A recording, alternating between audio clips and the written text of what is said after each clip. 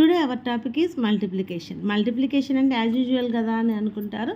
But ఒక చిన్న చూడండి, ఇక్కడ if ones place is same then 10 and tens place sum is 10. చూడండి, వన్స్ ప్లేస్ అనేది ఈక్వల్గా ఉండాలి, సేమ్ ఉండాలి. టెన్స్ ప్లేస్ని రెండింటిని యాడ్ చేస్తే 10 అవ్వాలి. అలాంటప్పుడు మాత్రమే ఈ మల్టిప్లికేషన్ ఇంత ఈజీగా సాధ్యమవుతుంది అనమాట.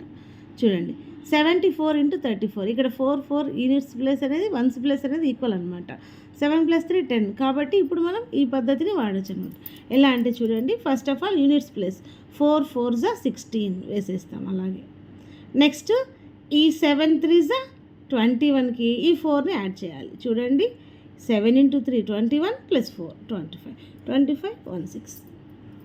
నెక్స్ట్ ప్రాబ్లం చూద్దాం. చూడండి, 72 × 32. ఇక్కడ ఈక్వల్, ఇవి రెండు యాడ్ చేస్తే 10, సో సరిపోతుంది. సో 2 × 2 = 4. ఇలా సింగిల్ డిజిట్ వచ్చినప్పుడు 0 వేసుకోవాలన్నమాట. 0 4 7 × 3 = 21 + 2 23. నెక్స్ట్ 64 × 44. 4 × 4 = 16. 6 × 4 = 24 + 4 28. ఇంకా చూద్దాం. 46 × 66. 6 × 6 = 36, 4 × 6 = 24 + 6 30 3036.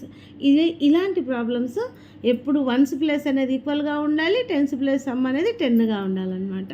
నెక్స్ట్ వీడియోలో రివర్స్లో చూద్దాం. ఇలాంటి మరిన్ని వీడియోస్ కోసం సబ్స్క్రైబ్ చేసుకోండి. Chandrakala maths world. Thank you.